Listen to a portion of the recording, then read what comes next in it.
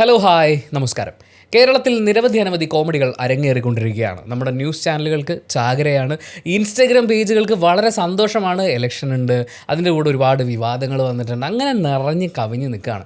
അങ്ങനെ ഒരു ദിവസം നമ്മളിതേ ഒരു റീൽ റിയാക്ഷൻ വീഡിയോയുമായിട്ട് വന്നിരിക്കുകയാണ്. നമ്മുടെ കയ്യിൽ കുറച്ചധികം റീലുകളുണ്ട്, നമുക്ക് ഓരോന്നോരോന്നായിട്ട് കണ്ടു തുടങ്ങാം. ആദ്യത്തെ റീലിലേക്ക്. ഒരു സ്വകാര്യ സംഭാഷണത്തിൽ എന്നോടൊരു 2K കിട്ട് പറഞ്ഞു. 21 വയസ്സിന് പ്രായമുള്ളൂ. അവൻ 15-ലധികം സ്ത്രീകളുമായിട്ട് സെക്സ് ചെയ്തിട്ടുണ്ടെന്നാണ്.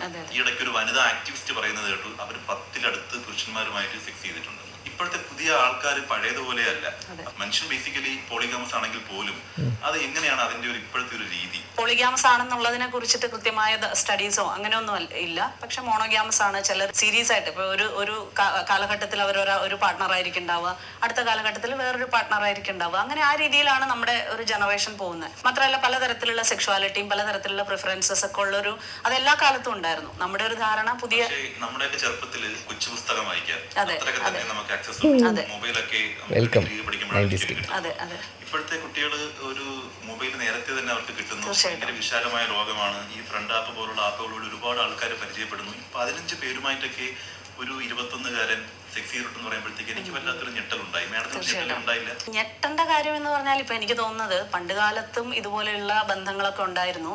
ഈ ഇടയ്ക്ക് കണ്ടിരുന്നു she's added to my body count.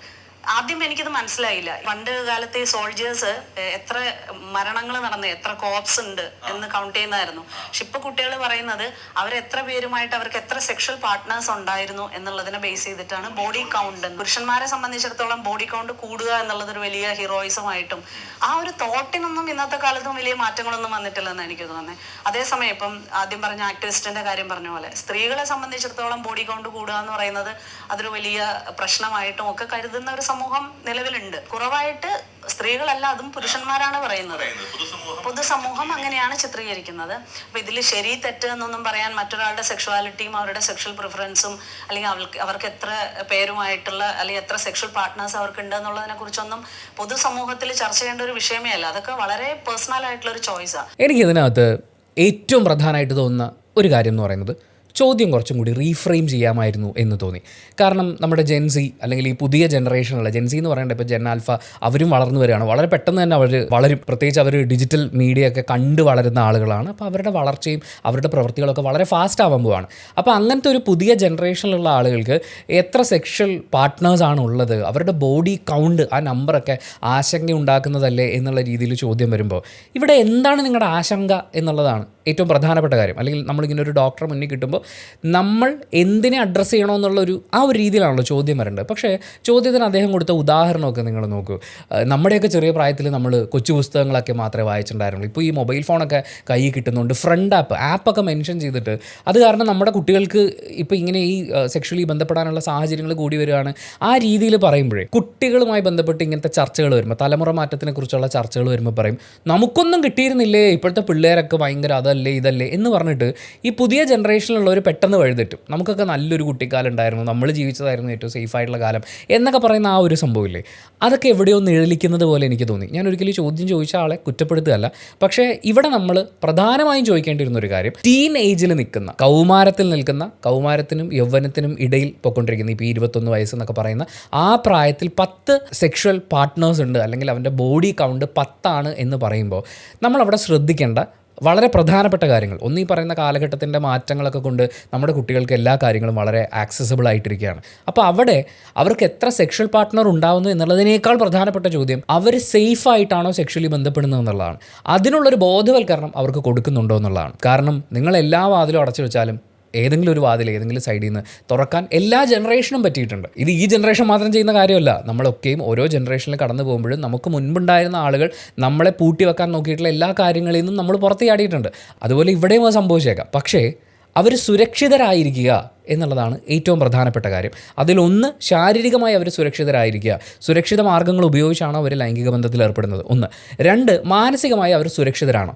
പെട്ടെന്നുണ്ടാകുന്ന ഒരു കൗതുകത്തിൻ്റെ പുറത്ത് എടുത്തു ചാടി ചെയ്യുന്ന കാര്യം എന്നുള്ളതിനപ്പുറത്തേക്ക് ഇവിടെ ഒരുപാട് വരും വരായികകളുണ്ട്. സെക്ഷലി ബന്ധപ്പെടുന്ന സമയത്ത് മാനസികമായി ഉണ്ടാകുന്ന അടുപ്പങ്ങളുണ്ട്. മാത്രമല്ല സെക്ഷലി ബന്ധപ്പെടുന്നതിന് വേണ്ടി ഒരാളെ ഇവിടെ ഗ്രൂം ചെയ്തെടുത്തിട്ടില്ല, മാനസികമായി അയാളെ മാനിപ്പുലേറ്റ് ചെയ്തിട്ടില്ല. അത് പവർ കൊണ്ടോ മണി കൊണ്ടോ മറ്റെന്തെങ്കിലും പ്രലോഭനങ്ങൾ കൊണ്ടോ മാനിപ്പുലേറ്റ് ചെയ്തുണ്ടാക്കിയിട്ടുള്ള കൺസെൻ്റ് അല്ല എന്നുള്ളത് ഉറപ്പിക്കണം. അപ്പോൾ മാനസികമായും ശാരീരികമായും ഇത് നമ്മൾ ഈ പറയുന്ന ന്യൂ ജനറേഷൻ ആയിട്ടുള്ള ആളുകളെ അഫക്റ്റ് ചെയ്യില്ലെന്ന് ഉറപ്പ് വരുത്താൻ വേണ്ടി അവർക്ക് നമ്മളൊരു ബോധവൽക്കരണം കൊടുക്കണം. ആസ് പാരൻസ് നമ്മൾ ഇതുപോലുള്ള കാര്യങ്ങൾ കാണുമ്പോൾ ഇതൊരോ ജനറേഷനിലും വന്നു പോകുന്ന മാറ്റങ്ങളാണ്. ചിലപ്പോൾ ഇത് കുറേ കാലം നീണ്ടു നിൽക്കും, ചിലപ്പോൾ ഇത് കുറച്ച് നാളത്തെ ഒരു ട്രെൻഡായിരിക്കും. അത് ഏത് തരം കാര്യമാണെങ്കിലും ആ കാലഘട്ടത്തിനോട് കൃത്യമായി റിയാക്ട് ചെയ്യാൻ, സേഫ് ആയിട്ടിരിക്കാൻ നമ്മുടെ കുട്ടികളെ പ്രിപ്പയർ ആക്കുക എന്ന് പറയുന്ന ഒരു കാര്യമുണ്ട്. അതിന് നമ്മൾ എന്താണ് ചെയ്യേണ്ടത് ഡോക്ടർ? ഇപ്പോൾ ഈ കഴിഞ്ഞിടയ്ക്ക് ഒരു ഡോക്ടർ പറഞ്ഞിട്ടുള്ള വളരെ പ്രധാനപ്പെട്ട ഒരു കാര്യം ഉണ്ടായിരുന്നു.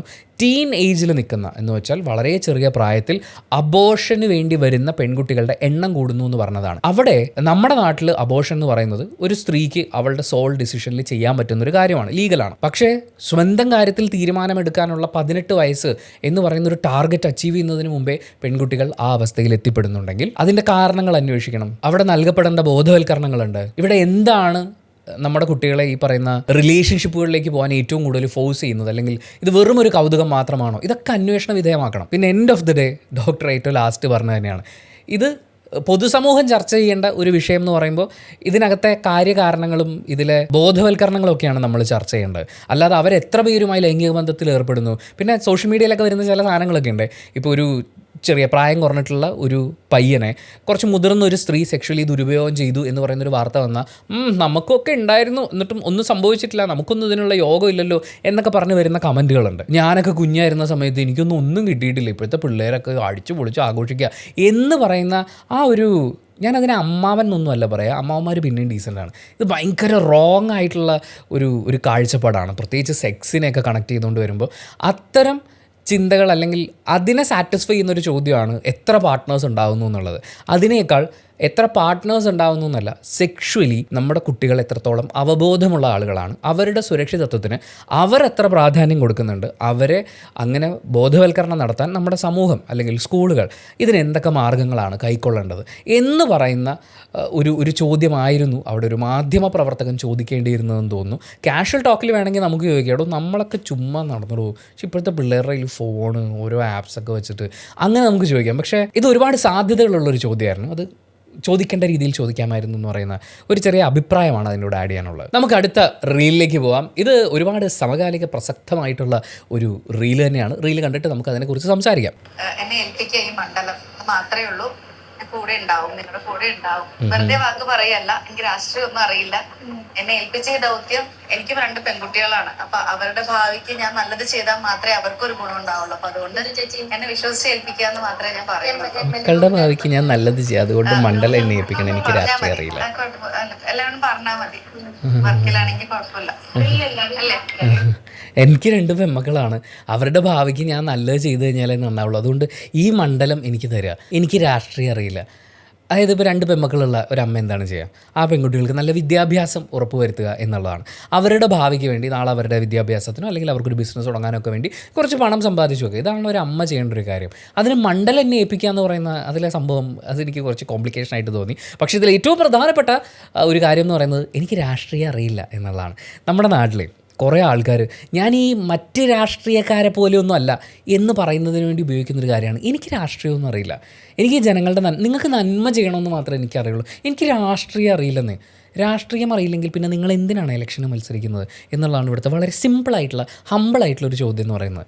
കാരണം നിങ്ങൾ സജീവ രാഷ്ട്രീയത്തിലേക്ക് ഇറങ്ങുകയാണ്. നിങ്ങളിവിടെ ഇനി അഥവാ ജയിച്ചു കഴിഞ്ഞാലും ഏകദേശം 139 വരുന്ന മറ്റ് MLA-മാരോടൊപ്പം ഇരുന്നു കൊണ്ട് പല പൊളിറ്റിക്കൽ ചരട് വലിവുകളും നടത്തിക്കഴിഞ്ഞാൽ മാത്രമാണ് നിങ്ങളുടെ മണ്ഡലത്തേക്ക് ഒരു കാര്യം കൊണ്ടുവരാൻ പറ്റുള്ളൂ. ഇപ്പോൾ കേരളത്തിൽ ഒരു 10 പാലം നമ്മൾ അടുത്തൊരു വർഷം അല്ലെങ്കിൽ 5 വർഷത്തിനുള്ളിൽ നമ്മൾ പ്ലാൻ ചെയ്യുന്നുണ്ട്.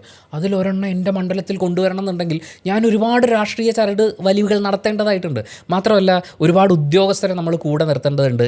ഇതൊരു ടെക്നിക്കാണ്, പീപ്പിൾ മാനേജ്മെൻ്റ് ആണ്. ബേസിക്കലി പറഞ്ഞാൽ മാനേജർമാർ ഓഫീസ് ചെയ്യുന്ന ഒരു കാര്യം ഒരു വലിയ ക്യാൻവാസിൽ ഒരു വ്യക്തി നിന്ന് ചെയ്യാൻ പോവുകയാണ്. അതിന് അയാളെ സഹായിക്കുന്ന ഒരു ടീമുണ്ടാവും. നമുക്ക് കൃത്യമായ നയപരമായ തീരുമാനങ്ങൾ ഉണ്ടാവണം. അതായത് ഇന്ന് ഞാൻ എടുക്കുന്നൊരു തീരുമാനം ഇത്ര വർഷങ്ങൾക്കുള്ളിൽ റിഫ്ലക്റ്റ് ചെയ്യപ്പെടാൻ പോകുന്നത് ഇങ്ങനെയാണ് എന്ന് മുൻകൂട്ടി കാണാൻ പറ്റണം. ഈ പറയുന്ന എല്ലാ ചിന്തകളും കൂടി ചേരുമ്പോഴാണ് നമുക്കൊരു രാഷ്ട്രീയം ഉണ്ടാകുന്നത്. പിന്നെ ഈ രാഷ്ട്രീയം എന്ന് പറയുന്ന ടേമിന് ആദർശങ്ങൾ, വിശ്വാസങ്ങൾ, അങ്ങനെയൊക്കെയുള്ള കുറേ അർത്ഥങ്ങളും കൂടി വരുന്നുണ്ട്. ഞാൻ ഈ ഒരു നിലയിലാണ് ജനങ്ങളെ നോക്കിക്കാണുന്നത്. ഇപ്പം നമ്മൾ പലപ്പോഴും ചോദിക്കും കമ്മ്യൂണിസം ഈ നാട്ടിലിപ്പോൾ വില പോകുമോ? സോഷ്യലിസമാണോ വരേണ്ടത്?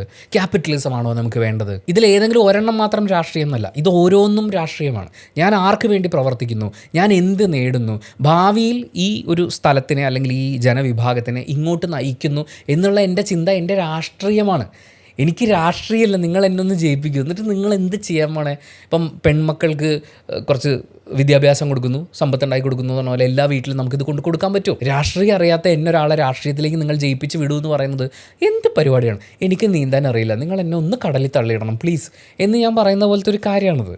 നമ്മളിത് കേൾക്കുമ്പോൾ അയ്യോ ഭയങ്കര സ്വീറ്റ് പാവാട്ടോ എന്നൊക്കെ നമുക്ക് പറയാൻ തോന്നും. ഇപ്പോൾ ചില സിനിമയൊക്കെ തല്ലിപ്പൊളി പടമായിരിക്കും, തട്ടിക്കൂട്ടി ഉണ്ടാക്കിയതാണെന്ന് നമുക്ക് കണ്ടാൽ മനസ്സിലാവും. പക്ഷേ സിനിമ ഇറങ്ങിക്കഴിയുമ്പോൾ അവർ പറയും നമുക്കിതിനെക്കുറിച്ചൊന്നും വലിയ ധാരണയില്ലാത്ത ആളുകളാണ്, നമ്മൾ ഒരു കൊച്ചു പടം ഒന്ന് കഷ്ടപ്പെട്ട് തട്ടിക്കൂട്ടി ഉണ്ടാക്കിയതാണ്, നിങ്ങൾ കണ്ട് വിജയിപ്പിക്കണം.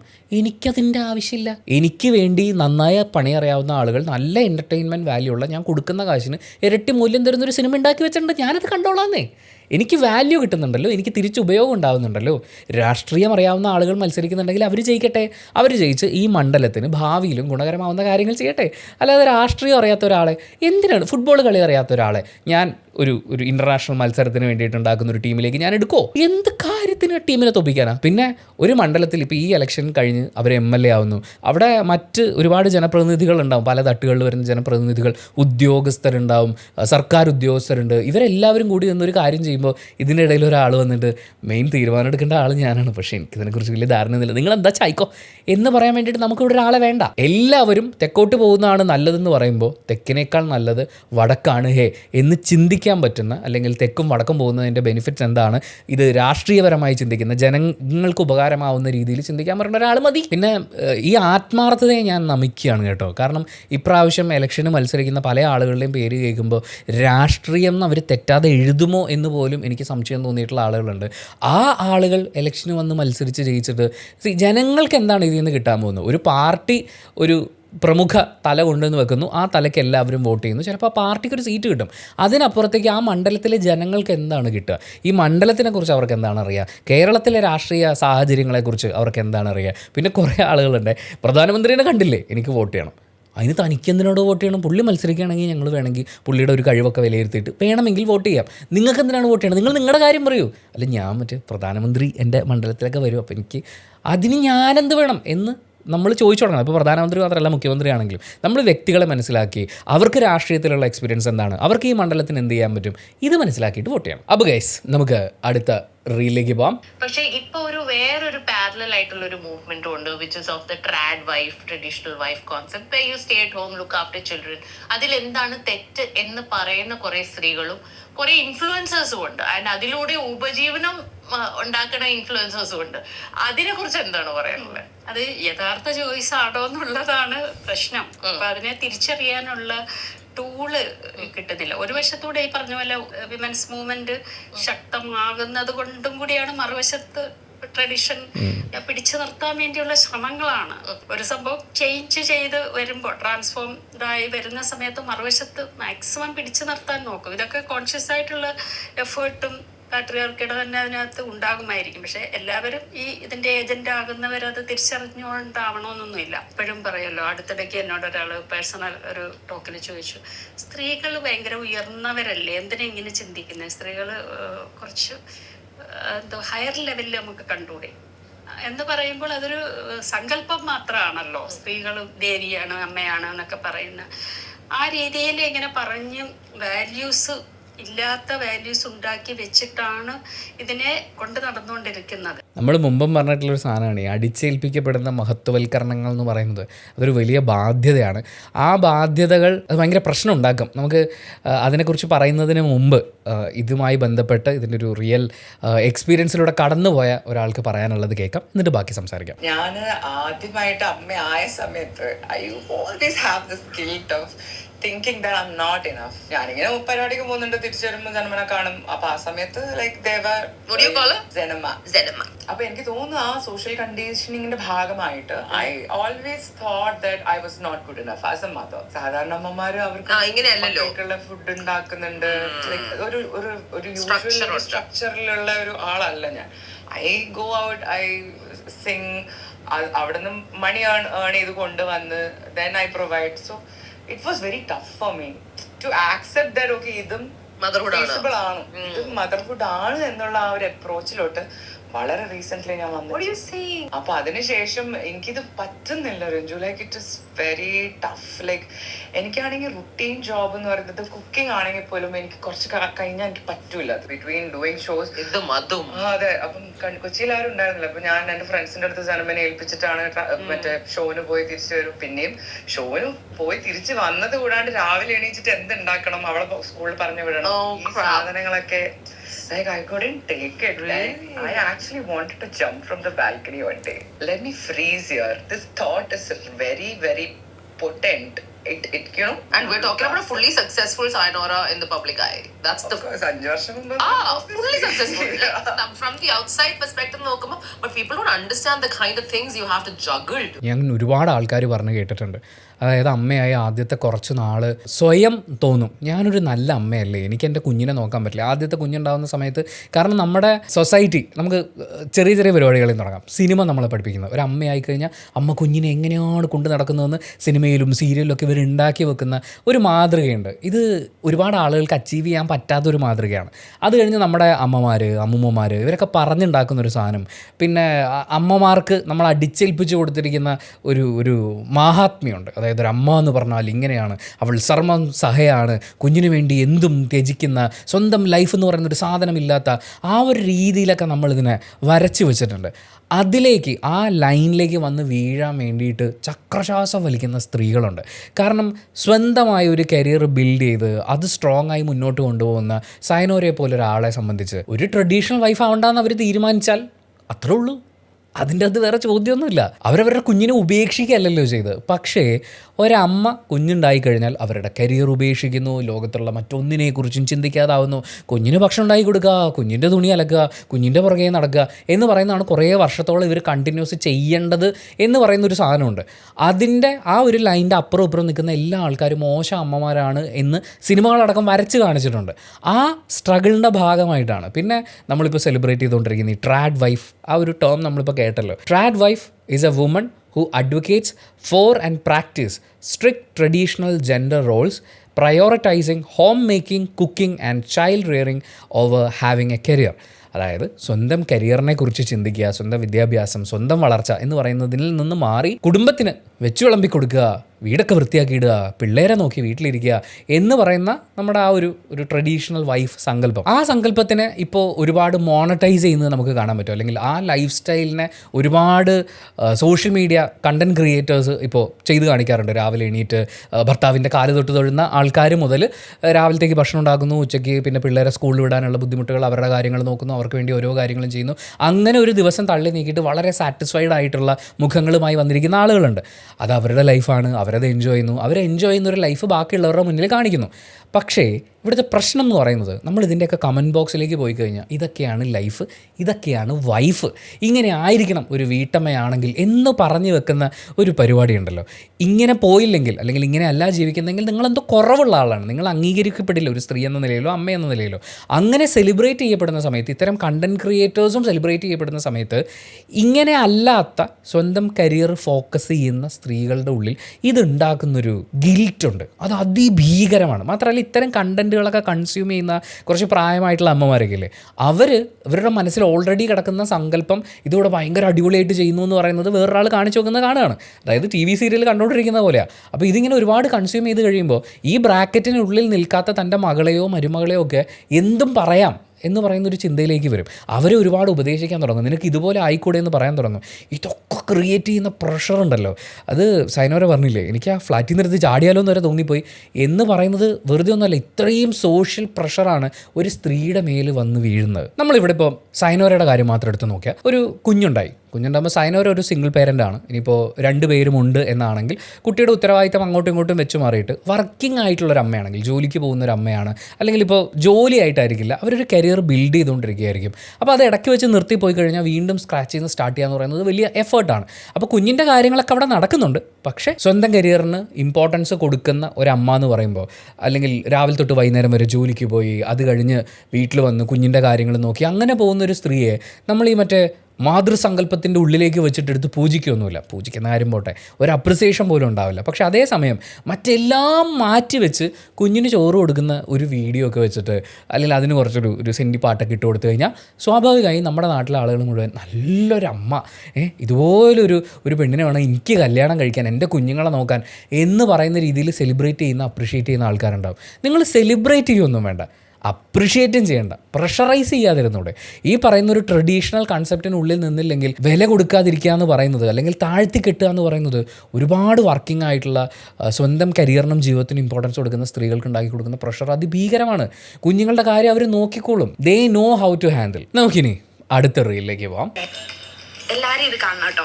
ഇത് പുള്ളി എന്നെ അപമാനിക്കുന്നതാണ്. എൻ്റെ ഡ്രസ്സിങ്ങിനെ, ഞാൻ ഒരു സ്ലീവ്ലെസ് ബ്ലൗസും സാരിയായിരുന്നു എൻ്റെ വേഷം, അതിന് കയ്യില്ല, കക്ഷം കാണുന്നു എന്നൊക്കെ പറഞ്ഞിട്ട് എന്നെ കളിയാക്കുന്നതാണ് നിങ്ങൾ ഈ കണ്ടോണ്ടിരിക്കുന്നത്. ഇതായിരുന്നു എൻ്റെ വേഷം. എന്നെ കളിയാക്കുന്നതോ പോട്ടെ, അടുത്ത് നിന്നൊരു അത്യാവശ്യം ഒരു ഫാറ്റായിട്ടുള്ള ചേച്ചിനെ നോക്കിയിട്ട് അങ്ങനെ തടിച്ചെന്ന് പറഞ്ഞിട്ട് എനാക്ട് ചെയ്ത് കാണിക്കുക. ആന നടക്കുന്ന പോലെ, നടക്കാൻ വയ്യാത്ത പോലെയൊക്കെ എനാക്ട് ചെയ്ത് കാണിക്കുക. ഇങ്ങനെ ബോഡി ഷെയ്മിങ്ങും ക്ലോത്തിങ്ങിനെ ഷെയ്ം ചെയ്യുന്നതും ഒക്കെയാണോ ഈ ഓട്ടത്തുള്ളിൽ? അതാണോ ഉദ്ദേശിക്കണേ? എനിക്ക് മനസ്സിലാവുന്നില്ല. ശരിക്കും അതാണെങ്കിൽ ഇങ്ങനത്തെ കലാരൂപമൊക്കെ നിർത്തലാക്കേണ്ട സമയം ആയി എന്ന് തന്നെ ഞാൻ വിശ്വസിക്കണം. ഇതൊന്നും തീരെ ശരിയല്ല. പ്രത്യേകിച്ച് ഈ ബോഡി ഷെയ്മിങ് ഒക്കെ നമ്മൾ ഇത്ര കാര്യമായിട്ട് സംസാരിച്ചുകൊണ്ടിരിക്കുന്ന സമയത്ത് ഇങ്ങനെയൊക്കെ ഇങ്ങനെ ഒരു നാണമില്ലാണ്ട് എല്ലാവരുടെയും മുന്നിൽ ഇങ്ങനെ ഒന്ന് വർത്താനം പറയാം. അങ്ങേരുടെ ഡ്രസ്സ് നോക്ക്, ഒരു ഷർട്ടുമില്ല, എന്നിട്ട് അങ്ങേര് എന്റെ ബ്ലൗസ് പറയാൻ നിൽക്കുക. എനിക്ക് ശരിക്കും കലിയാവുന്നുണ്ടായിരുന്നു. പിന്നെ എന്ത് ചെയ്യാനാ, സഹിച്ചു ഞാനങ്ങ് നിന്ന്. കല്ലെടുത്തെറിയാനൊക്കെ എനിക്ക് തോന്നി. എനിക്കടുവനെ അറിയാം. ഇത് ഈ അമ്പലത്തിൽ, അതായത് ക്ഷേത്രത്തിൽ അരങ്ങേറുന്ന കല എന്നൊക്കെ ഉള്ളതുകൊണ്ട് നമുക്ക് പലപ്പോഴും ഒന്നും പറയാൻ പറ്റാറില്ല. പക്ഷെ എന്താ അറിയോ, കുഞ്ചൻ നമ്പ്യാർ ചെയ്തിട്ടുള്ള സാധനത്തിന് നമ്മൾ സർക്കാസം എന്ന് വേണമെങ്കിൽ നമുക്ക് വിളിക്കാം. സർക്കാസം എന്താണെന്നും ഷെയ്മിങ് എന്താണെന്നും തിരിച്ചറിയാൻ പറ്റാത്ത കുറേ ആളുകൾ, അതിപ്പോൾ എല്ലാ കലാരൂപത്തിലും എല്ലാ മേഖലയിലും ഉണ്ടാവുമല്ലോ എന്ന് പറയുന്ന പോലെ ഇതിനെ ഇങ്ങനെ കൊണ്ട് നടക്കുന്ന കുറേ ആൾക്കാരുണ്ട്. നമ്മുടെ മുന്നിലിരിക്കുന്ന ആളുകളെ, അല്ലെങ്കിൽ അതിൽ നിന്ന് തമാശ കണ്ടെത്തിയ ആളുകളെ രസിപ്പിക്കാൻ പറ്റുക എന്ന് പറയുന്നത് അത് ഒരുപാട് സ്റ്റാൻഡപ്പ് കൊമീഡിയൻസ് ചെയ്യുന്നുണ്ട്. ഇപ്പോൾ പല ആൾക്കാരും ഇതുപോലത്തെ വീഡിയോസൊക്കെ വരുമ്പോൾ അല്ലെങ്കിൽ ഇങ്ങനെയുള്ള വിമർശനങ്ങൾ കേൾക്കുമ്പോൾ പറയും, അങ്ങനെ അല്ലാതെ പിന്നെ എങ്ങനെ കോമഡി ഉണ്ടാക്കും? നിങ്ങൾ നല്ല കുറേ സ്റ്റാൻഡപ്പ് കോമഡി ഷോസിനൊക്കെ പോകും, അവിടെ ഓഡിയൻസിൻ്റെ ഇടയിൽ നിന്നുകൊണ്ട് അവർ തമാശകൾ ഉണ്ടാക്കുന്നുണ്ട്. ആ കേൾക്കുന്ന ആൾക്ക് പോലും ഒരു സങ്കടം ഉണ്ടാക്കാത്ത രീതിയിൽ തമാശകൾ ഉണ്ടാക്കാൻ പറ്റും. അങ്ങനെ അല്ലാത്ത സ്റ്റാൻഡപ്പ് കോമഡി ഷോസ് ഉണ്ട്, പക്ഷേ നീറ്റായിട്ട് ഈ കാര്യങ്ങൾ ഹാൻഡിൽ ചെയ്യുന്ന ആളുകളുണ്ട്. അങ്ങനെ പറ്റുകൂടോ തമാശ ഉണ്ടാക്കാൻ വേണ്ടിയിട്ട്? പക്ഷേ ഒരാളെ വേദനിപ്പിച്ചിട്ടുണ്ടാക്കുന്ന തമാശകൾ, അതും ഇങ്ങനൊരു എന്താ പറയുക, ഈ അമ്പലം അല്ലെങ്കിൽ ആരാധനാലയം എന്ന് പറയുന്ന ഒരു കോൺസെപ്റ്റിൽ നമ്മൾ ചില വ്യത്യാസങ്ങൾ വരുത്തിയാൽ നന്നായിരിക്കും എന്ന് എനിക്ക് പലപ്പോഴും തോന്നിയിട്ടുണ്ട്. ഈ അടുത്തൊരു കോൺവെർസേഷനിൽ നിന്ന് കിട്ടിയിട്ടുള്ളൊരു ഐഡിയ ആണ്. ഒരു ആരാധനാലയം എന്ന് പറയുന്നത് ബേസിക്കലി നമ്മളോട് ചെയ്യുന്നത് നമ്മളെ പഠിപ്പിക്കുക എന്നുള്ളതാണ്. എല്ലാ ആരാധനാലയങ്ങളിലും മെയിനായിട്ട് സംഭവിക്കുന്നത് എന്താ, രാവിലെ ആകുമ്പോഴേക്കും പുരോഹിതൻ വരുന്നു, അവിടുത്തെ നട അല്ലെങ്കിൽ ആ ആരാധനാലയത്തിലേക്കുള്ള പ്രവേശനം ആരംഭിക്കുന്നു എന്ന് വെച്ച് കഴിഞ്ഞാൽ ഒരു മനുഷ്യൻ രാവിലെ എണീക്കുക, അവിടെ കുറച്ച് പ്രാർത്ഥനകളും അവിടെ കുറേ രീതികളും ഒക്കെ ഉണ്ടാകും, അവിടെ കുറച്ച് പ്രോസസ്സുകളുണ്ടാകും. അതൊക്കെ കൃത്യസമയങ്ങളിൽ തന്നെ ചെയ്യുന്നു. കൃത്യനിഷ്ഠ എന്ന് പറയുന്ന ഒരു കാര്യം ജീവിതത്തിൽ എത്ര പ്രാധാന്യമാണ് എന്ന് ആരാധനാലയങ്ങൾ നമ്മളോട് പറയല്ലേ. ആ ഒരു രീതിയിൽ അതിനെ നോക്കി കണ്ടൂടെ? അതിൻ്റെ അകത്തിരിക്കുന്ന ദൈവം, പുള്ളിയുടെ മതം ഏതാണ്, ജാതി ഏതാണ് എന്നൊക്കെ നോക്കുന്നതിനേക്കാൾ അതിനകത്തുനിന്ന് നമുക്ക് എടുക്കാനുള്ളത് എന്താണ്? അങ്ങനെ നോക്കുമ്പോൾ ഞാനൊരു ആരാധനാലയത്തെ കാണുന്നത് ഏറ്റവും പീസ്ഫുള്ളായിട്ട് പോയിരിക്കാൻ പറ്റുന്ന ഒരു സ്ഥലമായിട്ടാണ്. എപ്പോഴും പറ്റിയെന്ന് വരില്ല, പക്ഷേ ഒരു കലാരൂപം അരങ്ങേറുന്ന സമയത്ത് എല്ലാവരും സന്തോഷത്തോടു കൂടി എൻജോയ് ചെയ്യാൻ വേണ്ടി വന്നിരിക്കുന്ന ഒരു സമയത്ത് കുറേ ആളുകളെ വേദനിപ്പിക്കുന്നതിൽ തമാശ കണ്ടെത്തുന്ന ഒരു കലാകാരൻ അവിടെ വരികയാണെങ്കിൽ ആ കലാകാരനെ അപ്പം തന്നെ സ്റ്റേജിൽ നിന്ന് വിളിച്ചിട്ട് നിങ്ങളുടെ ബാക്കി പൈസ ഇതാണ്, ഇനി മേലെ ഈ പരിസരത്ത് കണ്ടുപോരുത്, അല്ലെങ്കിൽ ഇങ്ങനെ ഈ പരിപാടി ചെയ്യരുത് എന്ന് അയാൾക്കൊരു ഉപദേശം കൊടുത്തുവിടാം. ഞാൻ പറഞ്ഞ താക്കീതോ ദേഷ്യമോ ഒന്നുമല്ല. നിങ്ങൾ ചെയ്യുന്നത് ആ രീതി ശരിയല്ല. ഈ പറയുന്ന ആർട്ട് ഫോമിന് കാലങ്ങൾക്കനുസരിച്ച് മാറ്റങ്ങൾ ഉണ്ടാവേണ്ടതുണ്ട്, നിങ്ങളുടെ കാഴ്ചപ്പാടുകളിൽ മാറ്റം ഉണ്ടാവേണ്ടതുണ്ട്. ഇവിടെ വന്നിരിക്കുന്ന ആളുകളെ മുഴുവൻ ഇവിടെ വന്നു പോയല്ലോ എന്ന് ചിന്തിപ്പിക്കുന്നതിലേക്ക് കൊണ്ടെത്തിക്കലല്ല, അല്ലെങ്കിൽ അതിനല്ല നിങ്ങൾക്ക് പൈസ വന്നിട്ടുള്ളത്. നമ്മളൊരു ചില സിനിമയ്ക്കൊക്കെ പോകുമ്പോൾ സംഭവിക്കൂലേ, പുല്ലിത് കാണാൻ വന്നു പോയല്ലോ എന്ന് പറയുന്നൊരു തോന്നൽ ഒരു ആരാധനാലയത്തിൽ ഇരിക്കേണ്ടി വരുന്ന ഒരാളുടെ അവസ്ഥ, അല്ലെങ്കിൽ ഒരു ഉത്സവത്തിന് പോകുന്ന ഒരാളുടെ അവസ്ഥ എന്ന് പറയുന്നത് എത്ര ഭീകരമാണ്. അവിടെ കുറച്ച് പ്രായമായിട്ടുള്ള ചേച്ചിമാരുണ്ട്, അവരൊക്കെ ഇടയ്ക്ക് തിരിഞ്ഞു നോക്കുന്നത് നമുക്ക് കാണാൻ പറ്റും. അവർക്കിതിലെ കുഴപ്പം മനസ്സിലായിട്ടില്ല, ആ ജനറേഷനിലുള്ള ആളുകളാണ്. പക്ഷേ അതിലെന്തോ കുഴപ്പമില്ല എന്ന് ഈ കുട്ടികളുടെ എക്സ്പ്രഷനിൽ അവർക്ക് തോന്നിയിട്ടുണ്ടെന്നുള്ളത് അവരുടെ എക്സ്പ്രഷനിൽ മനസ്സിലാക്കാം. പക്ഷേ എന്താ ചെയ്യുക, വലിയൊരാളല്ലേ മുന്നിലിരിക്കുന്നത് എന്ന് പറയുന്നൊരു തോന്നലുള്ളതുകൊണ്ട് ഇയാൾ ഈ പറയുന്ന വൃത്തികേട് മുഴുവൻ അവർ കണ്ടുകൊണ്ടിരിക്കും. പക്ഷേ ഈ വീഡിയോ പോസ്റ്റ് ചെയ്ത ആളോട് എനിക്ക് പറയാനുള്ളത്, യു ആർ സോ ബ്രേവ്. അങ്ങനെ തന്നെ വേണം, നമുക്ക് റിയാക്ട് ചെയ്യാൻ പറ്റുന്ന രീതിയിൽ റിയാക്ട് ചെയ്യണം. ഈ പറയുന്ന ഓട്ടംതുള്ളൽ എന്ന് പറയുന്ന ഒരു കലാരൂപത്തിൽ കാലത്തിനനുസരിച്ച് വരേണ്ട മാറ്റങ്ങളെക്കുറിച്ച് നമ്മൾ സംസാരിക്കണം. ഇങ്ങനെയല്ല ഒരു ആർട്ട് ഫോം അത് കാണാൻ വേണ്ടി വന്നിരിക്കുന്ന, രസിക്കാൻ വന്നിരിക്കുന്ന ആളുകളെ ഡീൽ ചെയ്യേണ്ടത് എന്ന് നമ്മൾ കലാകാരന്മാരിലേക്ക് എത്തിക്കണം. അതിനൊരു തുടക്കം എന്നുള്ള രീതിയിൽ how you deal it is അടിപൊളി. നമുക്ക് അടുത്ത റീലിലേക്ക് പോകാം. ഇതാണ് അപ്പൻ എന്ന ലോകത്തിന് മുന്നിൽ കാണിച്ചു കൊടുത്ത് ഫുള്ള് ഒരു എനിക്ക് തോന്നുന്നു എല്ലാവരുടെയും കയ്യടി മേടിച്ച ഒരാളായി ടിനിച്ചേട്ടൻ അപ്പൻ. കൺഗ്രാറ്റ്സ്. ഒരൊറ്റ ദിവസം കൊണ്ട് എന്റെ റിയൽ ഫാൻസിനെ കിട്ടി. Dialogue sorry I miss this dialogue. അല്ല, എന്ത് സംഭവിച്ചാലും നിന്റെ അപ്പം കൂടെ ഉണ്ടാന്ന് പറഞ്ഞു. പൊളി. അടാ പടക്കം പൊട്ടി അല്ലേ. അപ്പൊ ഈ പറയുന്ന 1000-2000 അല്ല, 3.5 കോടി മലയാളികൾ വേറെയുണ്ട്, നമ്മൾ ഇഷ്ടമുള്ളവരുണ്ടെന്ന് അറിയുന്നത് അപ്പോഴാണ്. No, absolutely. You stick with your family. No, it doesn't matter. Who cares? I mean, it's okay, മോനെ. നീ വളർന്നു വരും.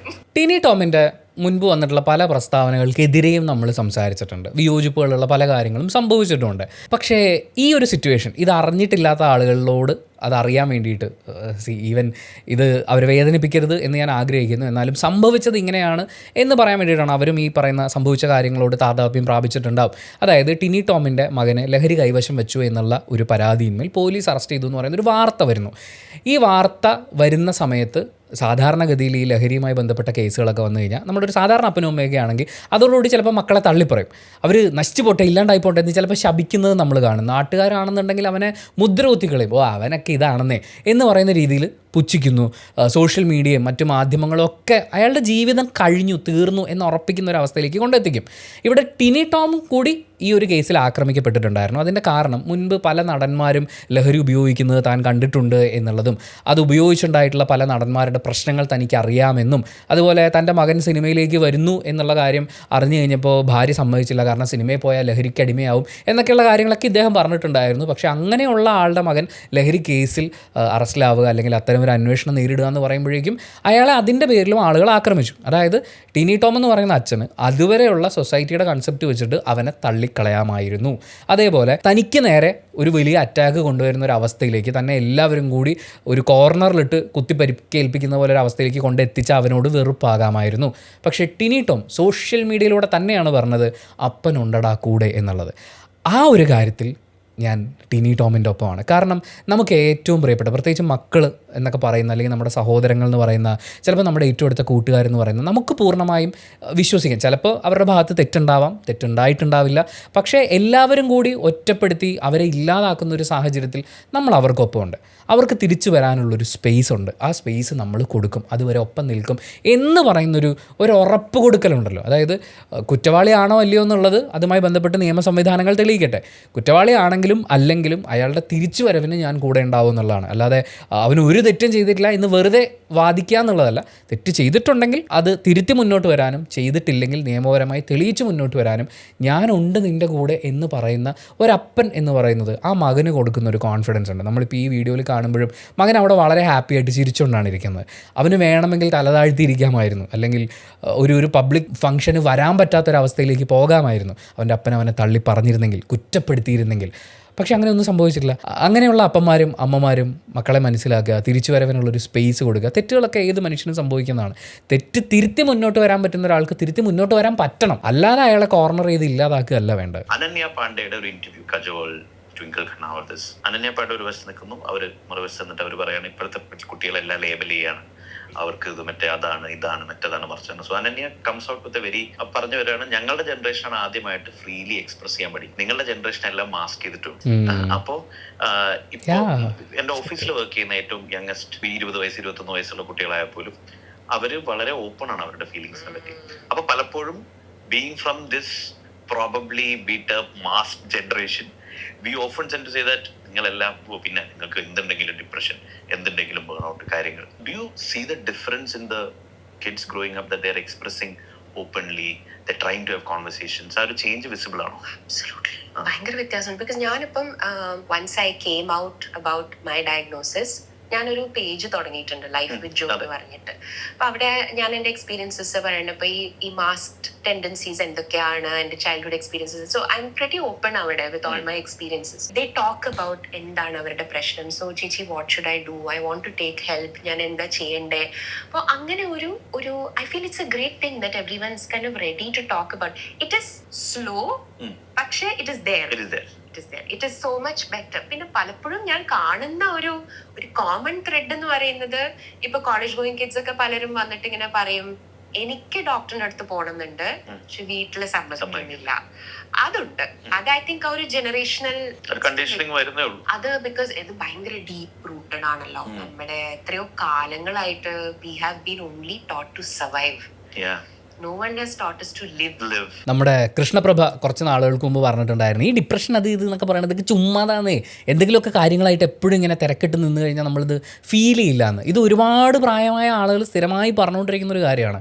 അതായത് നമ്മൾ എന്തെങ്കിലും ഒരു കാര്യത്തിൽ കംപ്ലീറ്റ്ലി ഇൻവോൾവ് ആയിട്ടിരിക്കുമ്പോൾ ആക്ച്വലി നമ്മളെക്കുറിച്ച് ഓർക്കുന്നില്ല, നമ്മളെ കാണുന്നില്ല. ആ തിരക്കുകളിൽ നിന്ന് എപ്പോഴെങ്കിലും ഒരിക്കൽ മാറുമ്പോഴാണ്, അല്ലെങ്കിൽ നമുക്ക് ഡിസ്ട്രാക്റ്റഡ് ആയിരിക്കാൻ പറ്റുന്ന സിറ്റുവേഷനിൽ നിന്ന് മാറി നമ്മളിലേക്ക് നോക്കുമ്പോഴാണ് നമ്മുടെ പ്രശ്നങ്ങൾ നമുക്ക് മനസ്സിലാവുക. അത് എത്രയും പെട്ടെന്ന് തിരിച്ചറിഞ്ഞാൽ, ഈ prevention is better than cure എന്ന് പറയുമല്ലോ, അതുപോലെ ഒരു സിറ്റുവേഷൻ, ഒരു രോഗാവസ്ഥ നമ്മളിൽ ഉണ്ടാകുമ്പോൾ നമ്മളത് ആദ്യമേ ചികിത്സിച്ച് തുടങ്ങിയാൽ നമുക്ക് വളരെ പെട്ടെന്ന് ഭേദമാവാൻ പറ്റും, നമുക്ക് കുറച്ചുകൂടി ബെറ്റർ ആവാൻ പറ്റും. അല്ലാതെ ഇതൊക്കെ വെച്ചോണ്ടിരുന്ന് ഡിസ്ട്രാക്റ്റഡ് ആയിട്ടൊക്കെ ഇരുന്ന് കഴിഞ്ഞാൽ നമ്മളിത് ഒന്ന് ശരിയാക്കി തുടങ്ങാമെന്ന് വിചാരിക്കുമ്പോൾ ചിലപ്പോൾ ഒട്ടും ശരിയാക്കാൻ പറ്റാത്തൊരവസ്ഥയിലേക്ക് നമ്മൾ എത്തിപ്പെട്ടിട്ടുണ്ടെങ്കിലോ, അത് ഇന്നത്തെ കുട്ടികൾക്ക് മനസ്സിലാവുന്നുണ്ട്. അവർക്ക് അവരുടെ ഫിസിക്കലി ഉണ്ടാവുന്ന കാര്യങ്ങൾ മാത്രമല്ല, മെൻ്റലി ഉണ്ടാവുന്ന ചെറിയ ചെറിയ വേരിയേഷൻസ് വരെ ആളുകൾ ശ്രദ്ധിക്കുന്നുണ്ട്. അതൊരു നല്ല കാര്യമാണ്. പക്ഷേ അതിലൊരു ചെറിയ പ്രശ്നം, കുറച്ച് ആളുകളെങ്കിലും സെൽഫ് ഡയഗ്നോസ് ചെയ്യുന്നുണ്ടോ, ചില ടേംസ് ആവശ്യമില്ലാതെ ഉപയോഗിക്കുന്നുണ്ടോ എന്ന് തോന്നിയിട്ടുണ്ട്. പെട്ടെന്നൊരു വിഷമം വരുമ്പോഴേക്കും എനിക്ക് ഭയങ്കര ഡിപ്രഷനാണ് എന്ന് പറയുന്ന അത്തരം ചില കാര്യങ്ങൾ സംഭവിക്കുന്നുണ്ട്. അപ്പോൾ പോലും അവെയർ ആണല്ലോ നമ്മളിത് ഇതിലേക്ക് നോക്കുമ്പോൾ ഏറ്റവും പോസിറ്റീവായിട്ടുള്ളൊരു ഘടകം അവെയർ ആണല്ലോ. എൻ്റെ മനസ്സിന് എന്തോ കുഴപ്പമുണ്ട്, ഞാനൊരു ട്രെയിൻഡ് ആയിട്ടുള്ളൊരു സൈക്കോളജിസ്റ്റിനെ അല്ലെങ്കിൽ സൈക്കാട്രിസ്റ്റിനെ ചെന്ന് കാണണം, ട്രീറ്റ്മെൻറ്റ് എടുക്കണം. അങ്ങനെ എൻ്റെ മനസ്സിനെ റീവയർ ചെയ്യേണ്ട ചില കാര്യങ്ങൾ റീവയർ ചെയ്ത്,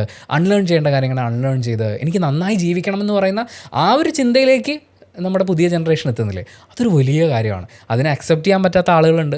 അതിനെ അക്സെപ്റ്റ് ചെയ്യുന്ന ആളുകളെ പോലും വഴിതെറ്റിക്കാൻ വേണ്ടി നടക്കുന്ന കുറച്ച് ട്രഡീഷണൽ വാദികളൊക്കെ ഉണ്ട്. ഇതൊക്കെ ചുമ്മാ പറയുന്നത്, ഇങ്ങനെയുള്ളതൊന്നും ഇല്ലെന്നേ, ഇതൊക്കെ മനസ്സിൻ്റെ ഓരോ തോന്നലല്ലേ എന്നൊക്കെ പറയുന്ന ആൾക്കാർ. പിന്നെ ഈ പറയുന്ന മെൻ്റൽ ഹെൽത്ത് മേഖലയിൽ കടന്നുകൂടിയിട്ടുള്ള ക്വാളിഫൈഡ് അല്ലാത്ത ആളുകൾ. ഞാൻ ക്വാളിഫൈഡ് എന്ന് പറയുമ്പോൾ പേരിനൊരു ഡിഗ്രി എന്ന് പറയുന്ന ഒരു ആംഗിളിലല്ല പറയുന്നത്. ശരിക്കും നിങ്ങളൊരാളെ കേൾക്കാൻ പ്രിപ്പയർഡ് ആവുക എന്ന് പറയുന്ന ആ ക്വാളിഫിക്കേഷനിലേക്ക് എത്തിയിട്ടുള്ള. കഴിഞ്ഞ ദിവസം വളരെ സീനിയർ ആയിട്ടുള്ളൊരു സൈക്യാട്രിസ്റ്റിൻ്റെ അടുത്ത് സംസാരിച്ചപ്പോൾ അദ്ദേഹം പറഞ്ഞൊരു കാര്യം, അദ്ദേഹത്തിൻ്റെ സുഹൃത്തായിരുന്ന മറ്റൊരു ഡിപ്പാർട്ട്മെൻറ്റിൽ, വേറെ ഏതോ ഒരു ഗവൺമെൻറ് ഡിപ്പാർട്ട്മെൻറ്റിൽ വലിയൊരു പോസ്റ്റിൽ നിന്ന് റിട്ടയർഡ് ആയിട്ടുള്ള ആളാണ്. പുള്ളി ഇദ്ദേഹത്തിനെ വിളിച്ച് പറയാടോ, ഞാനും കൗൺസിലിംഗ് തുടങ്ങിയാലോ എന്ന് ആലോചിക്കുകയാണ്, ജീവിതത്തിൽ നമുക്ക് ഒരുപാട് എക്സ്പീരിയൻസ് ഒക്കെ ഉണ്ടല്ലോ, ആളുകൾക്ക് ഇങ്ങനെ ഉപദേശങ്ങളൊക്കെ കൊടുക്കാം, അവർക്ക് ഉപകാരപ്പെടട്ടെ എന്ന് ഇദ്ദേഹം പറയുകയാണ്. ഇദ്ദേഹത്തിന് ഈ പല മാനസികാവസ്ഥയിലുള്ള ആളുകളെ ഡീൽ ചെയ്തുള്ള പരിചയമൊന്നുമില്ല, അല്ലെങ്കിൽ ഈ മാനസികാവസ്ഥകളെക്കുറിച്ചുള്ള വലിയ ബോധ്യമൊന്നുമില്ല. അത്രയും എക്സ്പീരിയൻസും കാര്യങ്ങളൊക്കെ വെച്ച് കൗൺസിലിംഗ് എന്ന് പറയുന്നൊരു പരിപാടി തുടങ്ങുക, ഇങ്ങനെയൊക്കെയുള്ള കുറേ ആളുകളും പ്രശ്നങ്ങളും ഉണ്ട്. ഇത്തരം പ്രശ്നങ്ങളൊക്കെ മറികടന്നിട്ടാണ് നമുക്കൊരു നല്ല സൈക്കോളജിസ്റ്റിനെ കിട്ടുന്നത്, അല്ലെങ്കിൽ നല്ലൊരു തെറാപ്പിസ്റ്റിനെ കിട്ടുക എന്ന് പറയുന്നത്. അവിടെ ഒരു വലിയ ആശ്വാസം നമ്മുടെ പുതിയ തലമുറ നമ്മൾ തപ്പി നടക്കേണ്ടത്. അതായത് നമ്മളിതൊക്കെ എപ്പോഴാണ് എക്സ്പ്രസ് ചെയ്യാൻ തുടങ്ങി? ഞാൻ 1990 ജനിച്ച ഒരാളാണ്. ഒരു 5 വർഷമൊക്കെ ആയിട്ടുണ്ടാവുള്ളൂ മാക്സിമം പോയാൽ ഈ പറയുന്ന മെൻ്റൽ ഹെൽത്ത്, അല്ലെങ്കിൽ എൻ്റെ മെൻ്റൽ സിറ്റുവേഷൻ എന്താണ്, ഞാൻ അതിനൊരു ട്രീറ്റ്മെൻറ്റ് എടുക്കേണ്ടതുണ്ടോ എന്നൊക്കെ ഞാൻ തന്നെ ചിന്തിച്ച് തുടങ്ങിയിട്ട്. അപ്പോൾ ഇത്രയും കാലേ ആവുന്നുള്ളൂ. പക്ഷേ നമ്മുടെ പുതിയ ജനറേഷനിൽ വരുന്ന കുട്ടികൾ അവരുടെ വളരെ ചെറിയ പ്രായത്തിൽ ഇതിനെക്കുറിച്ചുള്ള അവബോധം കിട്ടി വളരുന്നു എന്നുള്ളത് അതൊരു വലിയ പ്രതീക്ഷയാണ്, സന്തോഷമാണ്. പക്ഷേ ഇവിടെ നമ്മൾ ശ്രദ്ധിക്കേണ്ട ഒരു കാര്യം, ഇപ്പോൾ ജോത്സ്ന പറഞ്ഞതുപോലെ പല കുട്ടികളും അവരുടെ അവസ്ഥ ശരിയല്ല, അവർക്കൊരു ഹെൽപ്പ് വേണം എന്ന് തിരിച്ചറിഞ്ഞ് അവർ മാതാപിതാക്കളോട് സംസാരിക്കുമ്പോൾ അവരൊരു ഇൻട്രസ്റ്റ് കാണിക്കുന്നില്ല. അത് സാരമില്ല, അതൊക്കെ ചുമ്മാ തോന്നലാണ് എന്ന് വെക്കുന്ന, അതിനെ അറിവില്ലായ്മ എന്നുള്ളതിനേക്കാൾ, അതായത് ഇത്രയും ഇൻഫർമേഷൻ നമ്മുടെ ചുറ്റും അവൈലബിൾ ആയിട്ടും അതൊരു ഇഗ്നോറൻസ് ആണെന്നേ ഞാൻ പറയുള്ളൂ. നമ്മൾ നമ്മുടെ കുട്ടികളോട് ചെയ്യുന്ന ഒരു തെറ്റാണ്, അത് ഭാവി തലമുറയോട് ചെയ്യുന്നൊരു തെറ്റാണ്. നമുക്കറിയില്ലെങ്കിൽ അന്വേഷിക്കുക, പഠിക്കുക. കുട്ടികൾ അങ്ങനെ ഒരു ഹെൽപ്പ് വേണം എന്ന് പറഞ്ഞു വരുമ്പോൾ അവർക്ക് ആ ഹെൽപ്പ് ലഭ്യമാക്കുക എത്രയും പെട്ടെന്ന് എന്നുള്ളതാണ് നമ്മൾ ചെയ്യേണ്ടത്. ഇപ്പോൾ പണ്ടുള്ള ആൾക്കാർ പറയും, ഞങ്ങൾക്കൊന്നും പ്രസവിക്കുമ്പോൾ ഒന്നും ബുദ്ധിമുട്ടില്ലായിരുന്നു. നമ്മൾ പോസ്റ്റ്മോർട്ടം ഡിപ്രഷനെ കുറിച്ചൊക്കെ പറയുമ്പോൾ, എനിക്കൊന്നും അന്നത്തെ കാലത്ത് പോസ്റ്റ്മോർട്ടം ഒന്നും ഇല്ലായിരുന്നു, ഇപ്പോഴത്തെ പിള്ളേർക്കാണ് ഈ മൂഡ് സ്വിങ്സ്, പോസ്റ്റ്മോർട്ടം, എന്തൊക്കെ പുതിയ പേരുകളാണ് എന്നൊക്കെ പറഞ്ഞുകൊണ്ട് വരും. അന്ന് അറിവില്ലായിരുന്നു, ഇന്ന് അറിവുണ്ട്, നമ്മൾ അവെയറാണ്. അപ്പോൾ അതിന് വേണ്ടുന്ന ഹെൽപ്പ് എടുക്കുക എന്നുള്ളതാണ്. സോ ഈ കുട്ടികൾ ഇങ്ങനെ ഒരു ഹെൽപ്പ് വേണം എന്ന് പറയുമ്പോൾ, നമ്മുടെ കുട്ടികൾ നമ്മുടെ വീട്ടിൽ വന്നിട്ട് എനിക്ക് ഒരു മുറിവ് പറ്റി എന്ന് പറയുമ്പോൾ നമ്മൾ അതിനുള്ള മരുന്ന് നമ്മുടെ കയ്യിലുണ്ടെങ്കിൽ നമ്മൾ നോക്കും, അല്ലെങ്കിൽ ഹോസ്പിറ്റലിൽ കൊണ്ടുപോകണമെങ്കിൽ നമ്മൾ കൊണ്ടുപോകും. അവരുടെ ശരീരം നമ്മൾ അങ്ങനെ സൂക്ഷിക്കില്ലേ? അതുപോലെ അവരുടെ മനസ്സിനെക്കുറിച്ചും അവർക്കുണ്ടാകുന്ന ആകുലതകൾ അത് അച്ഛനമ്മമാർ കേൾക്കണം. അതിന് എക്സ്പേർട്ട് ആയിട്ടുള്ള ഒരാളുടെ ഹെൽപ്പ് എടുത്ത് കൊടുക്കണമെങ്കിൽ കൂടെ നിൽക്കണം. നമ്മൾ ടീനി ടോമിൻ്റെ കാര്യത്തിൽ പറഞ്ഞതുപോലെ അപ്പനും അമ്മയൊക്കെ കൂടെ ഉണ്ടെന്ന് കുട്ടികൾക്ക് എല്ലാ ഘട്ടത്തിലും തോന്നണം. നമുക്കിനി ഇന്നത്തെ ലാസ്റ്റ് റീലിലേക്ക് പോവാം. കഴിഞ്ഞ ദിവസം ഞാൻ വനിതാ ദിനത്തില് ഒരു ഫംഗ്ഷൻ അറ്റൻഡ് ചെയ്യാൻ വേണ്ടി പോയി. അപ്പൊ അവിടെ ഒരാളിൽ നിന്നിങ്ങനെ സംസാരിക്കുകയാണ്. രാവിലെ എഴുന്നേറ്റ് നിന്ന് കണ്ണാടിയിൽ നോക്കിയിട്ട് പറ, നീ സൂപ്പറാണ്, നിന്നെ എനിക്ക് ഭയങ്കര ഇഷ്ടമാണ്, ഓ മോളെ ലവ് യു, ബെസ്റ്റ് എന്നൊക്കെ പറ. ഇത് പറയാനേ പറ്റുള്ളൂ.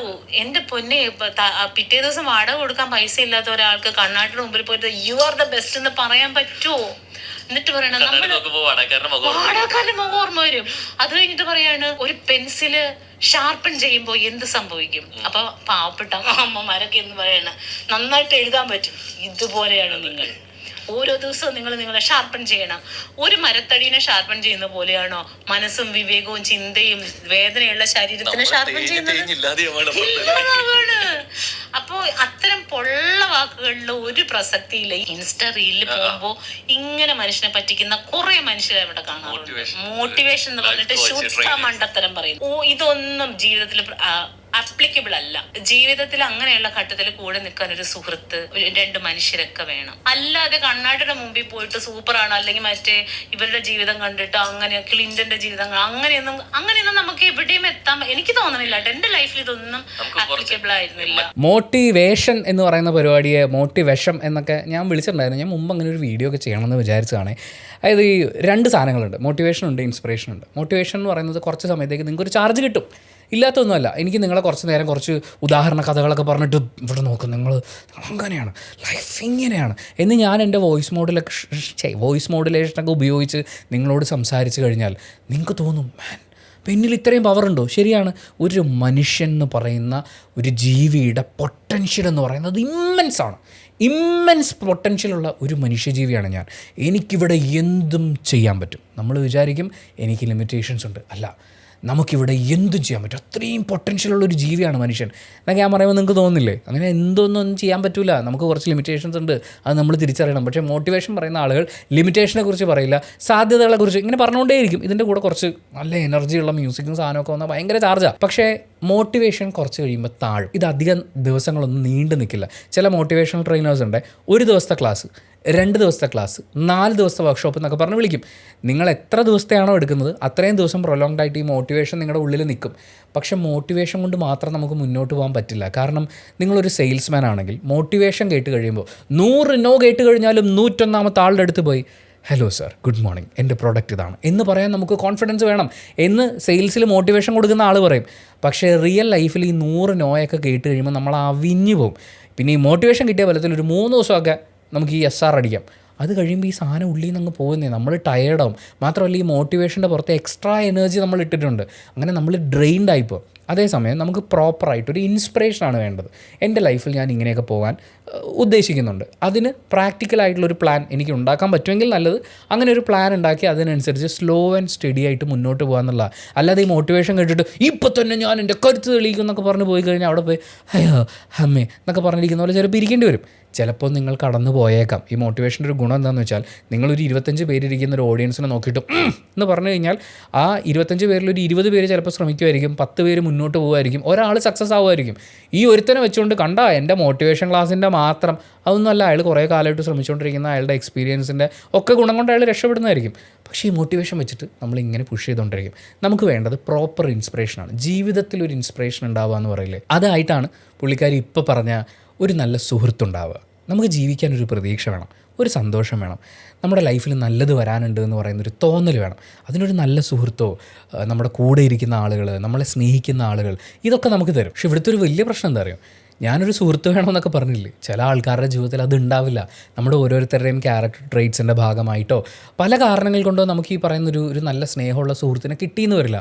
അതും ഇല്ലാത്ത ആൾ പോയി ഈ മോട്ടിവേഷൻ സ്പീച്ച് കേട്ട് കഴിയുമ്പോൾ നമുക്ക് തളർന്നു പോകുമ്പോൾ ചാരിയിരിക്കാനൊരു തോള് പോലും ഇല്ലടോ. ഇത് മറ്റേ സ്റ്റിറോയിഡ് അടിച്ച് ഓടുന്ന പോലെയാണ്. കുറച്ച് കഴിയുമ്പോഴേക്കും അതിൻ്റെ ഡോസ് അടിച്ച് നമ്മൾ താഴെ പോവും. അപ്പം നമുക്ക് ചാരാനൊരു തോള് പോലും ഇല്ലാതാവാന്ന് പറഞ്ഞാൽ ഭയങ്കര ഡേഞ്ചറസ് ആയിട്ടുള്ളൊരു സിറ്റുവേഷനാണ്. ഞാൻ പറയുന്നത് എല്ലാവരും ഇൻസ്പയർഡ് ആയിട്ട് നേട്ടങ്ങൾ കൈവരിക്കാൻ വേണ്ടി വലിയ ഓട്ടങ്ങൾ എല്ലാവരും അങ്ങനെയൊന്നും ഓടണ്ട. വലിയ കാശുകാരനാവാൻ വേണ്ടി, വലിയ ബിസിനസ്സുകാരനാവാൻ വേണ്ടി, വലിയ വീട് വെക്കാൻ വേണ്ടി, കാറ് വാങ്ങാൻ വേണ്ടി എല്ലാവരും ഇതിനൊന്നും വേണ്ടി കിടന്ന് ഓടേണ്ട കാര്യമില്ല. അങ്ങനെ ഒരു ആഗ്രഹം ഉണ്ടെങ്കിൽ അതിനൊരു ഗോളായിട്ട് കാണാം. ആ ഗോളിലേക്ക് പോകാനുള്ള നമ്മുടെ പ്രാക്ടിക്കലായിട്ടുള്ള ലിമിറ്റേഷൻസ്, നമ്മുടെ കയ്യിലുള്ള ലിമിറ്റേഷൻസും ആ ഗോളിലേക്ക് പോകുമ്പോൾ ആ യാത്രാമധ്യം ഉണ്ടാകാൻ പോകുന്ന പ്രശ്നങ്ങളെയും പ്രാക്ടിക്കലി നോക്കിക്കാണുക. അതിനനുസരിച്ചൊരു പ്ലാൻ ഉണ്ടാക്കി മുന്നോട്ട് പോവുക. ഗോൾ ഉണ്ടാകുമ്പോൾ പ്ലാൻ ഉണ്ടാക്കണമല്ലോ. പക്ഷേ ഗോൾ ഉണ്ടാകുമ്പോൾ എന്നൊക്കെ പറഞ്ഞ് മുപ്പിച്ചുകൊണ്ടിരുന്നിട്ട് കാര്യമില്ല. കൃത്യമായിട്ടുള്ളൊരു പ്ലാനിൽ മുന്നോട്ട് പോവുക, വീഴ്ചകൾ എവിടെ വരുമെന്നുള്ളത് മനസ്സിലാക്കുക. വീഴുമ്പോൾ യെസ് വീഴും, തളർച്ച വരുമ്പോൾ യെസ് ഞാനൊരു മനുഷ്യനാണ്, എനിക്ക് തളർച്ച വരും, ഞാൻ തളർന്നു പോകും, കുറച്ച് സമയം റെസ്റ്റ് എടുത്തിട്ട് ഞാൻ മുന്നോട്ട് പോകും, അത് മതിയല്ലോ. തളർച്ചയെക്കുറിച്ച് ഞാൻ ചിന്തിക്കില്ല, എനിക്ക് വെള്ളം വേണ്ട, ഭക്ഷണം വേണ്ട, എൻ്റെ മുന്നിലൊരു ലക്ഷ്യമുണ്ടെങ്കിൽ ഞാൻ അങ്ങോട്ട് പറന്നെത്തിയിരിക്കും. നീ എന്താണ് വല്ല കഴുകനാ? അങ്ങനെയൊന്നും പറ്റൂല. നമ്മൾ തളരും, വീഴും, വീണ്ടും ശ്രമിച്ചുകൊണ്ടേയിരിക്കുക. ഒരു ദിവസം നമ്മൾ സക്സസ് ആവും. ശ്രമിച്ചുകൊണ്ടിരിക്കുമ്പോൾ ഈ അബദ്ധങ്ങൾ പറ്റുമ്പോൾ നമ്മുടെ മിസ്റ്റേക്കുകൾ മനസ്സിലാവും. ആ മിസ്റ്റേക്കുകൾ നമ്മൾ ആവർത്തിക്കാതിരിക്കും. ഒരാൾ പറഞ്ഞിട്ടുള്ളതാണ്, ഈ ഭാഗ്യം എന്ന് പറയുന്നത് ഹാർഡ് വർക്ക് ചെയ്യുന്ന ഒരാൾക്ക് കിട്ടുന്നൊരു എളുപ്പ വഴിയാണ്. ചില ആൾക്കാർ ചില എക്സാംസ് ഒക്കെ ജയിച്ചിട്ട് പറയും ഭാഗ്യത്തിന് ഞാനതങ്ങ് ജയിച്ചു. 5-6 വട്ടം ട്രൈ ചെയ്തിട്ട് 7ാമത്തെ 8ാമത്തെ പ്രാവശ്യം ജയിച്ചു കഴിയുമ്പോൾ ഇവർ ഭാഗ്യത്തിന് ജയിച്ചു എന്ന് പറയും. ആക്ച്വലി അവർ ഭാഗ്യത്തിന് ജയിച്ചതല്ല. 5, 6, 7 പ്രാവശ്യം അവർ ആ എക്സാം ട്രൈ ചെയ്തുകൊണ്ടേയിരുന്നു. അതിലൊക്കെ അവർ ഫെയിൽ ആവുകയോ മാർക്ക് കുറയുകയോ ചെയ്തു. എവിടെയാണ് മിസ്റ്റേക്ക് വന്നതെന്ന് മനസ്സിലാക്കി മിസ്റ്റേക്സിനെ അവോയ്ഡ് ചെയ്ത് വീണ്ടും ശ്രമിച്ചപ്പോൾ അവർ ജയിച്ചു. പക്ഷേ അവരതിനുപയോഗിക്കുന്ന വാക്ക് ഇത്തവണ ഭാഗ്യത്തിന് ഞാൻ ജയിച്ചു. അത് ഭാഗ്യമല്ല, അവരുടെ കഠിനാധ്വാനത്തിൻ്റെ റിസൾട്ടാണ്.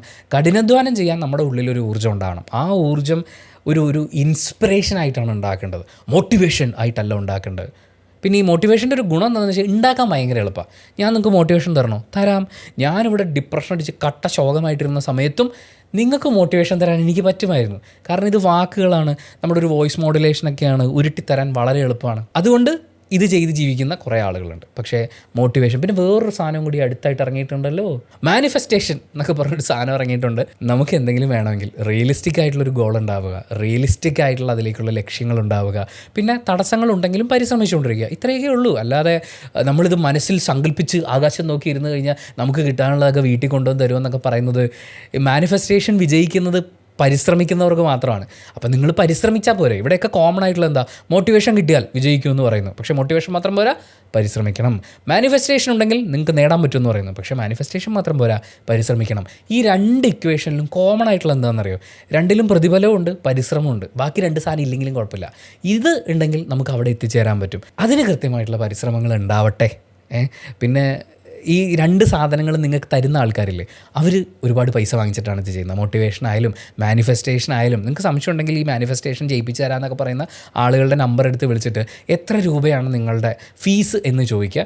അതിൽ തന്നെ അവർ ഓരോ സ്ലാബ് തരും. അതായത് മാനിഫെസ്റ്റ് ചെയ്താൽ നിങ്ങൾക്ക് ജയിക്കാൻ പറ്റും, ശരി. പക്ഷേ മാനിഫെസ്റ്റേഷൻ അവർ സ്ലാബ് വെച്ചിട്ടുണ്ട്. ഏറ്റവും പെട്ടെന്ന് മാനിഫെസ്റ്റ് ചെയ്ത് ജയിക്കാൻ പറ്റുന്നതിന് ഒരു പൈസയുണ്ട്, കുറച്ച് സ്ലോയിൽ മാനിഫെസ്റ്റ് ചെയ്യാൻ പറ്റും. ഇതെങ്ങനെ ശരിയാവുക?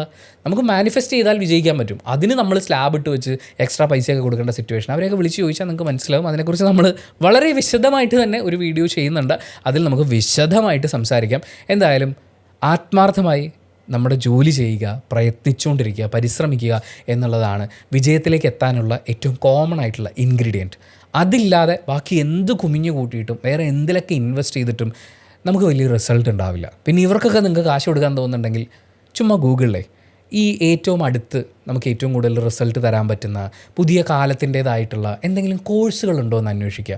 AI ട്രെയിൻ ചെയ്യുന്ന അടക്കമുള്ള ഇഷ്ടം പോലെ പുതിയ കാലത്തിൻ്റെ കോഴ്സുകളുണ്ട്. അതൊന്നും ഇത്രയും പൈസ ഇല്ലാതെ നമുക്ക് അവൈലബിൾ ആണ്. പഠിക്കുക. നമ്മൾ പഠിച്ചു വെക്കുന്ന ഓരോ പുതിയ കാര്യവും ഏതെങ്കിലും ഒരു ഘട്ടത്തിൽ നമുക്ക് ഉപകാരപ്പെടും. ഞാൻ പറഞ്ഞ കോഴ്സ് ചെയ്യേണ്ട, നിങ്ങൾക്ക് പഠിക്കാൻ തോന്നുന്ന എന്തെങ്കിലും പുതിയ കാര്യങ്ങൾ പഠിച്ചുകൊണ്ടേയിരിക്കുക. നിങ്ങളുടെ ലക്ഷ്യങ്ങളിലേക്ക് പരിശ്രമങ്ങൾ തുടർന്നുകൊണ്ടേയിരിക്കുക. വിജയത്തിലെത്താൻ പറ്റും. ഇനി വിജയത്തിലെത്താൻ പറ്റിയില്ലെങ്കിൽ അതിൻ്റെ അർത്ഥം ഒന്നേ ഉള്ളൂ, വീണ്ടും പരിശ്രമിക്കണം എന്നുള്ളൊരു ചെറിയ മോട്ടിവേഷൻ തന്നിട്ട് ഞാൻ ഈ വീഡിയോയുടെ ഇങ്ങനെ വൈൻഡപ്പ് ചെയ്യാണ്. Thank you so much for watching this video. Video ഇഷ്ടപ്പെട്ടാൽ മാത്രം ലൈക്ക് ചെയ്യുക, ഇഷ്ടപ്പെട്ടിട്ടില്ലെങ്കിൽ എന്തുകൊണ്ട് ഇഷ്ടപ്പെട്ടില്ല എന്ന് കമൻറ്റ് ചെയ്യുക. ചാനൽ സബ്സ്ക്രൈബ് ചെയ്യുന്ന കാര്യവും ഹൈപ്പ് ചെയ്യുന്ന കാര്യമൊക്കെ പരിഗണിക്കുക.